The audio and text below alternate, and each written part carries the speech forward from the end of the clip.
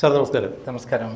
പലപ്പോഴും പൊതുസമൂഹം വലിയ ആളുകളാണെന്ന് വിശ്വസിക്കുന്ന അല്ലെങ്കിൽ അങ്ങനെ ബഹുമാനിക്കുന്ന പല ആളുകളുമുണ്ട്. ഭരണതലത്തിലിരിക്കുന്നവർ അല്ലെങ്കിൽ ഭരണചക്രം നയിക്കുന്ന IAS ഉദ്യോഗസ്ഥന്മാരടങ്ങുന്ന ഒരു ഉദ്യോഗസ്ഥ വൃന്ദങ്ങൾ പറഞ്ഞു വരുന്നത്, ഇവിടെ കഴിഞ്ഞ പിണറായി വിജയൻ സർക്കാരിൻ്റെ കാലത്ത് മെസ്സിയെ കൊണ്ടുവരും എന്ന് പറഞ്ഞുകൊണ്ട് ഒരു പ്രചരണം ഉണ്ടായിരുന്നു.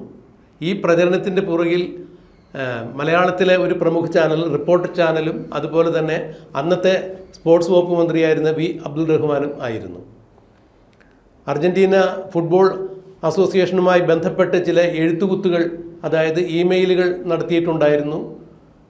സർക്കാർ വകുപ്പിൽ ധാരാളം വിവരമുള്ള വിദ്യാഭ്യാസമുള്ള ഉദ്യോഗസ്ഥർ ഉണ്ടായിരിക്കെ അവരെയൊന്നും അറിയിക്കാതെ, അവരെയൊന്നും ഈ വിഷയവുമായി ബന്ധപ്പെടുത്താതെ MES കോളേജിലെ ഒരു അസിസ്റ്റൻറ്റ് ഇംഗ്ലീഷ് പ്രൊഫസറായ അമീറ ഐഷ ബീഗം എന്ന് പറയുന്ന ഒരു ചെറുതുരുത്തിക്കാരിയെ കൊണ്ടാണ് അർജൻറ്റീന ഫുട്ബോൾ അസോസിയേഷന് അയക്കുന്നതിന് വേണ്ടിയുള്ള ഇമെയിലെല്ലാം മന്ത്രി അബ്ദുൾ റഹ്മാൻ തയ്യാറാക്കിയത്. അത് വലിയ വിവാദമായിരിക്കുന്നു. ഒരു കാരണവശാലും സർക്കാരിൻ്റെ മോസ്റ്റ് സീക്രട്ട് ഫയൽസ് ഒന്നും ഒരു കാരണവശാലും മന്ത്രിസഭയ്ക്ക് വെളിയിലുള്ള ആരും അറിയാൻ പാടില്ല, കൈമാറാൻ പാടില്ല എന്നുള്ള ഒരു ചട്ടം ഉണ്ടായിരിക്കെ തന്നെ എങ്ങനെയാണ് മന്ത്രിസഭയെ പോലും അറിയിക്കാതെ, സെക്രട്ടറി തലത്തിൽ പോലും വിവരം പങ്കുവയ്ക്കാതെ അമീറ ഐഷ ബീഗം എന്ന് പറയുന്ന ഒരു പ്രൊഫസറെ കൊണ്ട് V. അബ്ദുൾ റഹ്മാൻ ഇത് ചെയ്യിച്ചതിൻ്റെ പുറകിലുള്ള ഉദ്ദേശം എന്താണ് എന്നുള്ളത് മനസ്സിലാക്കാൻ കഴിയുന്നില്ല. അത് വലിയ വിവാദമായിരിക്കുന്നു. എല്ലാ കാലത്തും പിണറായി വിജയൻ, അതായത് V. അബ്ദുൾ റഹ്മാൻ മന്ത്രിയായിരുന്നത് പിണറായി വിജയൻ മന്ത്രിസഭയിലാണ്. പിണറായി വിജയൻ മന്ത്രിയായിരിക്കുമ്പോൾ അല്ലെങ്കിൽ ഭരണകാലത്ത് എപ്പോഴും പല സ്ത്രീകളെ ഇറക്കി ഭരണം പിടിക്കുവാനും സാമ്പത്തിക നേട്ടങ്ങൾ ഉണ്ടാക്കുവാനുമല്ല ഒരുപാട് ശ്രമങ്ങൾ നടത്തിയത് നമുക്കറിയാം. സരിത നായരെ അറിയാം, സ്വപ്ന സുരേഷിനെ അറിയാം. ഇതുപോലെ പിണറായി വിജയൻ സർക്കാരിനെ വെട്ടിലാക്കിക്കൊണ്ട് അല്ലെങ്കിൽ വെട്ടിലാക്കുന്ന തരത്തിൽ ഇപ്പോൾ പുതിയൊരു വെളിപാടുമായി മറ്റൊരു സ്ത്രീ അവതാരം കടന്നു വന്നിരിക്കുന്നു. അമീറ ഐഷ ബീഗം എന്ന് പറയുന്ന സ്ത്രീയെക്കുറിച്ചോ അല്ലെങ്കിൽ ഒരു പ്രൊഫസറെക്കുറിച്ചോ നമുക്ക് മോശമായ കാഴ്ചപ്പാടോ അഭിപ്രായഗതികളോ ഇല്ല. എന്നാൽ സർക്കാരിന് വഴിവിട്ട ഇത്തരം ചില കാര്യങ്ങൾ ചെയ്യുന്നതിന് വേണ്ടി വിദ്യാസമ്പന്നയായ ഒരു പ്രൊഫസർ ഇതിന് കൂട്ടുനിന്നു എന്നുള്ളത് എടുത്തു പറയേണ്ട വസ്തുതയാണ്. സാർ ഇതിനെ എങ്ങനെയാണ് നോക്കിക്കാണുന്നത്? അതായത് പിണറായി വിജയനെ സംബന്ധിച്ചിടത്തോളം ഏത് മാർഗം സ്വീകരിച്ചിട്ടും എതിരാളികളെ നശിപ്പിക്കാൻ ശ്രമിക്കാറുണ്ട്. അതേപോലെ തനിക്ക് കള്ളക്കള്ളക്കടത്തും അതേപോലെ കള്ളപ്പണം തട്ടിപ്പും എല്ലാം നടത്താൻ അദ്ദേഹം നേരിട്ട് കാര്യങ്ങൾ ചെയ്യാറില്ല. പകരം അതിന് ചില കഴിവുള്ള സ്ത്രീകളെയാണ് ഉപയോഗിക്കാറ്. അതിന് അദ്ദേഹം ഗവൺമെൻറ്റിൽ തന്നെ ജോലി തന്നെ കൊടുത്തിട്ടുണ്ട്. നമുക്ക് സ്വപ്ന സുരേഷിൻ്റെ കാര്യം എടുത്തു കഴിഞ്ഞാൽ അവർ UAE കോൺസുലേറ്റിലെ ജോലിക്കാരിയാണ്. അവിടെ സുഖമായി ജോലി എടുത്ത് ജീവിക്കുന്ന അവരെ ഒരു പ്രമുഖ ബിസിനസ്സുകാരനാണ് ബന്ധപ്പെടുത്തി കൊടുക്കുന്നത്. അങ്ങനെ ബന്ധപ്പെടുത്തി കൊടുത്തിട്ട് എന്ത് ചെയ്യുന്നു, അവിടെ നിന്ന് പരിചയപ്പെട്ട് അവരെ ശിവശങ്കർ വഴി കേരളത്തിൽ കൊണ്ടുവരുന്നു. വലിയ ഓഫർ കൊടുത്ത് അവരെ ഗവൺമെൻറ് ജോലിയിൽ പ്രവേശിപ്പിക്കുകയാണ്. വിദ്യാഭ്യാസ യോഗ്യത SSLC ആണെങ്കിലും പ്രൈസ് വാട്ടർ കൂപ്പർ എന്ന് പറയുന്ന സ്ഥാപനം വഴിയാണ് അവരെ വളഞ്ഞ വഴി കൂടെ ജോലിയിൽ കയറ്റുന്നത്. പിണറായി വിജയൻ്റെ കീഴിലുള്ള ഒരു ഡിപ്പാർട്ട്മെൻറ്റിലാണ് അവരെ ജോലിക്കാൻ. അവർക്ക് അവിടെയല്ല ജോലി ശരിക്കും പിണറായി വിജയൻ്റെ കള്ളക്കടത്ത്, നയതന്ത്ര പാക്കേജിലൂടെ കള്ളക്കടത്ത് നടത്തുക എന്നുള്ളതായിരുന്നു അതിനുപയോഗിച്ചിരുന്നത്. അങ്ങനെ കള്ളക്കടത്ത്, അതിലെ ഡോളർ ഇവിടുന്ന് വിദേശത്തേക്ക് കടത്തുക, അതേപോലെ പല പ്രമുഖ ബിസിനസ്സുകാരുമായിട്ട് ഡീൽ ഉറപ്പിക്കുക, പല പദ്ധതികൾ പ്ലാൻ ചെയ്യുക, എന്നിട്ട് അതിന് കമ്മീഷൻ ഉറപ്പിക്കുക, അതിന് വിദേശത്തുള്ള യാത്ര ചെയ്യുക, അതിന് കൃത്യമായിട്ട് ഗവൺമെൻറ് കാറുകൾ ഉപയോഗിക്കുക, അതിന് പോലീസ് സംരക്ഷണം ഉപയോഗിക്കുക. അതൊക്കെയായിരുന്നു പിണറായി വിജയൻ ചെയ്തു കൊടുത്തുകൊണ്ടിരുന്നത്. എല്ലാ തരത്തിലുള്ള ഇല്ലീഗൽ പ്രവർത്തനമായിരുന്നു ഉപയോഗിച്ചിരുന്നത്. അതേപോലെ സരിതാ നായരെ ഉപയോഗിച്ചതിനാണ് ഉമ്മൻചാണ്ടിക്കെതിരെ ഒരു കള്ളപ്പരാതി കൊടുക്കാൻ പറ്റുന്ന ഒരു സ്ത്രീയെ വേണം. ആ സ്ത്രീയെ കൊണ്ടാണ് നീതിമാനായ, കേരളം കണ്ടിട്ടുള്ള ഏറ്റവും വലിയ വികസന നായകനായ ഉമ്മൻചാണ്ടിയെ വീഴ്ത്തിയത്. പിന്നിൽ നിന്ന് കുത്തി വീഴ്ത്തുകയായിരുന്നു പിണറായി വിജയൻ. അങ്ങനെയാണ് 2016 ഇലക്ഷനിൽ പിണറായി വിജയൻ അധികാരത്തിലെത്തുന്നത്. അല്ലാതെ കൃത്യമായി നേരായ വഴി കൂടെ പിണറായി വിജയൻ അധികാരത്തിലെത്തിയതല്ല. ഏത് വളഞ്ഞ വഴിയും ഉപയോഗിച്ച് പിണറായി വിജയൻ അത്തരം കാര്യങ്ങൾ ചെയ്യാറുണ്ട്. ഇതേപോലെയാണ് മെസ്സിയെ ഇവിടെ കൊണ്ടുവരുന്നതിന് വേണ്ടിയിട്ടുള്ള ഇടപാടുകൾക്ക് വേണ്ടി MES കോളേജിലെ വനിതാ ലെക്ചറെ ഉപയോഗിച്ചുള്ള കാര്യങ്ങൾ ഇപ്പോൾ പുറത്തു വന്നിരിക്കുന്നത്. അവരും പി അബ്ദുറഹിമാൻ തമ്മിലുള്ള ബന്ധം എന്താണ് എന്നുള്ളതാണ് നമ്മൾ പ്രധാനമായി ചിന്തിക്കേണ്ടത്. ഇത്തരത്തിലുള്ള ഒരു ലേഡിയെ എന്തിനാണ് ഗവൺമെൻറ്റിൻ്റെ ഔദ്യോഗിക രഹസ്യങ്ങളടങ്ങിയ ഒരു കത്ത് അടക്കം അയപ്പിക്കാൻ വേണ്ടി അവരെ ഉപയോഗപ്പെടുത്തിയത്? അവർ തമ്മിലുള്ള ബന്ധമെന്ത്? ഗവൺമെൻറ്റും അവർ തമ്മിലുള്ള ബന്ധമെന്ത്? ഇതിൻ്റെ ചേതോവികാരം എന്താണ്? എന്ത് നേട്ടമാണ് അവരെ കൊണ്ട് ചെയ്യിപ്പിച്ചാൽ ഉണ്ടാകുന്നത്? പകരം അർജന്റീനയിൽ അവരുമായി ബന്ധപ്പെട്ട ആരോ ഉണ്ട് എന്നുള്ള ചില കാര്യങ്ങൾ പറഞ്ഞുകൊണ്ടാണ് അവരെ ഉപയോഗപ്പെടുത്തിയത് എന്നുള്ളതാണ് ഇപ്പോൾ പുറത്തു വരുന്ന വിവരം. എന്തായാലും ഒരു കാര്യം വളരെ വ്യക്തമായി പറയാൻ പറ്റും. ഓരോ ദിവസം തോറും അർജന്റീനയിൽ നിന്ന് അർജന്റീന ടീമിനെയും മെസ്സിയെയും ഇവിടെ കൊണ്ടുവരാനും അതിൻ്റെ പിന്നിൽ ഇവിടെ വലിയ പ്രചരണം ഉണ്ടാക്കാനും അതുവഴി ഫുട്ബോൾ പ്രേമികളെ വലയിലാക്കാനും വേണ്ടിയുള്ള അബ്ദുറഹിമാനെയും പിണറായി വിജയനെയും റിപ്പോർട്ടർ ചാനലിൻ്റെയും ദുരൂഹമായ ഇടപാടുകൾ, അതും കോടിക്കണക്കിന് രൂപയുടെ ഇടപാടുകളുടെ ഞെട്ടിക്കുന്ന വിവരങ്ങൾ ഓരോ ദിവസം പുറത്തു വന്നുകൊണ്ടിരിക്കുകയാണ്. ഇതിൽ 126 കോടി രൂപയുടെ ഒരു ഇടപാട് നടന്നതായി പറയുന്നുണ്ട്. അതായത് $9 ബില്യൺ അർജന്റീനയ്ക്ക് അഡ്വാൻസായി കൊടുത്തിരിക്കുന്നത് എന്നാണ് പറഞ്ഞിരിക്കുന്നത്. ഈ പണം അവർ കരാറ് പ്രകാരമുള്ള തുക മുഴുവനായിട്ടില്ല, അഡ്വാൻസ് മാത്രമേ ഉള്ളൂ.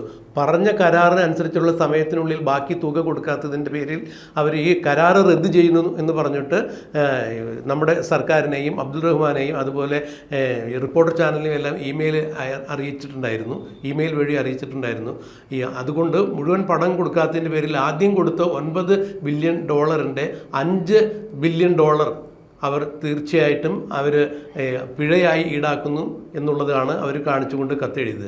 ഈ തുകയ്ക്കെല്ലാം FCRA ആക്ടിൻ്റെ വയലേഷൻ ഉണ്ടായിട്ടുണ്ടോ, വിദേശ നാണയ വിനിമയ ചട്ട ലംഘനം ഇതിൽ ഉണ്ടായിട്ടുണ്ടോ, എങ്ങനെയാണ് പണം കൊടുത്തത്, ഏത് ചാനലിലൂടെയാണ് കള്ളപ്പണം വെളുപ്പിക്കൽ നടന്നിട്ടുണ്ടോ? എന്തായാലും ഒരു കാര്യം ഉറപ്പായിരിക്കുന്നു, സർക്കാരിലേക്ക് ഈ പണത്തിന് GST അടച്ചിട്ടില്ല എന്നുള്ളതിൻ്റെ പേരിൽ ഇപ്പോൾ VD സതീശൻ സർക്കാർ ഇന്നത്തെ മന്ത്രിസഭാ യോഗത്തിന് ശേഷം ഈ കാര്യത്തിൽ കൃത്യമായി നടപടിയെടുക്കും. കേസ് ഏത് രീതിയിലാണ് കൈകാര്യം ചെയ്യേണ്ടത്, ആരെയാണ് കേസ് ഏൽപ്പിക്കേണ്ടത് എന്നുള്ളത് ആലോചിച്ചതിന് ശേഷം പറയാമെന്നാണ് മുഖ്യമന്ത്രി VD സതീശൻ അറിയിച്ചിരിക്കുന്നത്. വലിയ പൊല്ലാപ്പിലേക്ക് കാര്യങ്ങൾ നീങ്ങുന്നു എന്നുള്ളതാണ് മനസ്സിലാക്കാൻ കഴിയുന്നത്. കൂടാതെ 75 കോടി രൂപയാണ് കലൂർ ജവഹർലാൽ നെഹ്റു ഇൻ്റർനാഷണൽ സ്റ്റേഡിയം അറ്റകുറ്റപ്പണികൾ നടത്തുന്നതിന് വേണ്ടി, അതായത് മെസ്സി വരുന്നതിന് മുന്നൊരുക്കമായി നടത്തുന്നതിന് വേണ്ടി പൊടിച്ചത്. 75 കോടി. ഇതെല്ലാം വലിയ, സാർ സൂചിപ്പിച്ച പോലെ വലിയ വലിയ കോടികളുടെ ക്രമക്കേടുകളിലേക്ക് വഴിവെക്കുന്ന വിഷയങ്ങൾ തന്നെയല്ലേ? അതായത് നമ്മൾ ചിന്തിക്കുന്നതിലപ്പുറത്തേക്കുള്ള നിയമവിരുദ്ധമായ നടപടിക്രമങ്ങളും പ്രവർത്തനങ്ങളുമാണ് നടത്തിയിട്ടുള്ളത്. ഗവൺമെൻറ്റിൻ്റെ ഔദ്യോഗികമായിട്ടുള്ള യാതൊരു അംഗീകാരവുമില്ലാതെ, കേന്ദ്ര ഗവൺമെൻറ്റിൻ്റെ അടക്കം അംഗീകാരമില്ലാതെയുള്ള കാര്യങ്ങളാണ് ഇതിലുണ്ടായിട്ടുള്ളത്. ഇതിൽ ഗവൺമെൻറ് കൃത്യമായി പങ്കാളിത്തമുണ്ട്. പിണറായി വിജയനും അബ്ദുറഹിമാനും ഒഴിഞ്ഞു മാറാൻ പറ്റില്ല. യാതൊരു ക്രെഡിബിലിറ്റിയും ഇല്ലാത്ത ഒരു ചാനലിനെ കൊണ്ട്, അവരുടെ ബ്രോഡ്കാസ്റ്റിംഗ് കമ്പനിയെ കൊണ്ട് ഒരു ടെൻഡർ പോലും വിളിക്കാതെയാണ് ഇത്തരം കാര്യങ്ങളെല്ലാം നടന്നിട്ടുള്ളത്.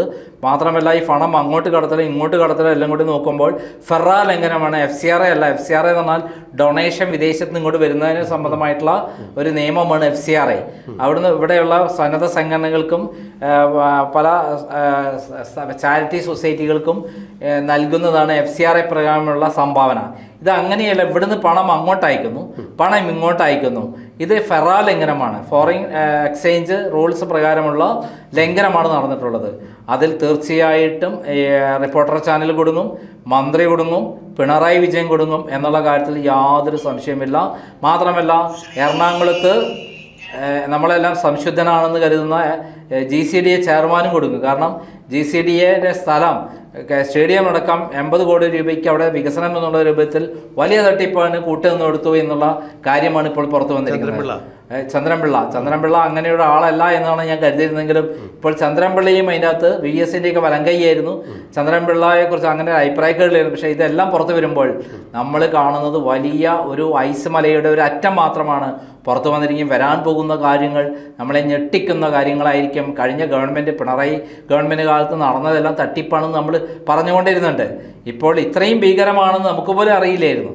അപ്പോൾ അതിൻ്റെ അർത്ഥം മെസ്സിയുടെ പേരിൽ കേരളത്തിലെ ജനങ്ങളെ വലയിലാക്കി വോട്ട് നേടാമെന്നുള്ള സങ്കല്പത്തിലൂടെ പിണറായി വിജയനും സംഘവും നടത്തിയ തട്ടിപ്പ് നമ്മൾ ചിന്തിക്കുന്നതിൽ അപ്പുറത്തേക്ക് കടന്നു പോവുകയാണ്. ഇതിലെന്തായാലും പിണറായി വിജയൻ ഒഴിഞ്ഞു മാറാൻ പറ്റില്ല, അബ്ദുറഹിമാനെ ഒഴിഞ്ഞു മാറാൻ പറ്റില്ല. അതോടൊപ്പം തന്നെ ചന്ദ്രൻപിള്ളയ്ക്കും അതേപോലെ നമ്മുടെ ഈ പറയുന്ന സ്ത്രീക്കും ഒഴിഞ്ഞു മാറാൻ പറ്റില്ല. അതോടൊപ്പം തന്നെ ഏറ്റവും പ്രധാനം റിപ്പോർട്ടർ ചാനലിനും ഒഴിഞ്ഞു മാറാൻ പറ്റില്ല എന്നുള്ള അവസ്ഥയിലേക്ക് വന്നിരിക്കുകയാണ്. കേരള ചരിത്രത്തിൽ ഇങ്ങനത്തെ ഒരു തട്ടിപ്പ് ഉണ്ടായിട്ടില്ല. കാരണം ഔദ്യോഗികമായിട്ട് ഗവൺമെൻറ് ചെയ്യേണ്ട ഡ്യൂട്ടി പുറത്തുള്ള ഒരു ഏജൻസി നടത്തുക, ഗവൺമെൻറ് എല്ലാ സൗകര്യങ്ങളും ഉപയോഗിക്കുക, അവർക്ക് യാതൊരു നിയമപരമായ അംഗീകാരമില്ലാതെയാണ് ഇതെല്ലാം നടത്തിയിട്ടുള്ളത് എന്നുള്ള റിപ്പോർട്ടാണ് പുറത്തു വന്നിരിക്കുന്നത്. നമുക്കറിയാം ഇതിനകത്ത് ഇതിൽ വളരെ നിയമവിരുദ്ധമായ കാര്യങ്ങൾ അക്കമിട്ടുകൊണ്ടുള്ള കാര്യങ്ങളാണ് ഇപ്പോൾ പുറത്തു വന്നിരിക്കുന്നത്. അതിൻ്റെ ഒരു പ്രാഥമിക റിപ്പോർട്ടാണ് വി ഡി സതീശൻ്റെ മുന്നിൽ വന്നിരിക്കുന്നത്. വി ഡി സതീശനെ മയക്കുമരുന്നുമായി ബന്ധപ്പെട്ട് ഒരാൾ കൂടെ ഫോട്ടോ ഉണ്ടെന്ന് പറഞ്ഞ് പിടിക്കാൻ ഇന്ന് പത്രക്കാരെയൊക്കെ അറേഞ്ച് ചെയ്ത് പത്രസമ്മേളനം നടത്തിയപ്പോൾ വാദി പ്രതിയാകുന്ന കോലത്തിലേക്കാണ് കാര്യങ്ങൾ പോയത്. യഥാർത്ഥത്തിൽ വി ഡി സതീശൻ ഒറ്റയടിക്ക് തിരിച്ചടിച്ച് അത് പിണറായിയിലേക്കും അതേപോലെ അബ്ദുറഹിമാനിലേക്കും റിപ്പോർട്ടർ ചാനലിലേക്കും ആണ് ഗോൾ തിരിച്ചു പോയത്. ഇപ്പോൾ വി ഡി സതീശൻ്റെ കൈവശമാണ് ബോളുള്ളത് എന്നുള്ളതാണ് സത്യം. ബോൾ എങ്ങോട്ട് അടിക്കണം, ഏത് ദിശയിലേക്ക് അടിക്കണം എന്നൊക്കെ അദ്ദേഹം നിശ്ചയിക്കാൻ പറ്റുന്ന രൂപത്തിൽ എത്തിയിരിക്കുന്നു. അതിനാവശ്യത്തിലധികം തെളിവുകളാണ് ഇപ്പോൾ പുറത്തു വന്നിരിക്കുന്നത്. സരിതാ നായരെ പോലെ അതേപോലെ സ്വപ്ന സുരേഷിനെ പോലെ മറ്റൊരു ലേഡിയും ഇതിനകത്ത് വന്നിരിക്കും. അവരുടെ അബ്ദുറഹിമാനുമായിട്ടുള്ള ബന്ധമെന്ത് എന്ന് നമ്മൾ പഠിക്കേണ്ട ഒരു കാര്യമാണ്. ഒരു ഔദ്യോഗിക സ്ഥാനത്തിരിക്കുന്ന മന്ത്രി ഔദ്യോഗിക സ്ഥാനത്തല്ലാത്തൊരു സ്ത്രീയെ കൊണ്ട് ഒരു കോളേജ് ലെക്ചറൊക്കെ കൊണ്ട് ഇങ്ങനെ അയപ്പിക്കണമെങ്കിൽ അവർ തമ്മിലുള്ള ബന്ധം എന്താണെന്നുള്ളത്, എന്ത് തരം ബന്ധം, അവിഹിതമായ ബന്ധമാണ് അവർക്കുള്ളത് എന്നുള്ളത് കൂടി പഠിക്കേണ്ടതുണ്ട്.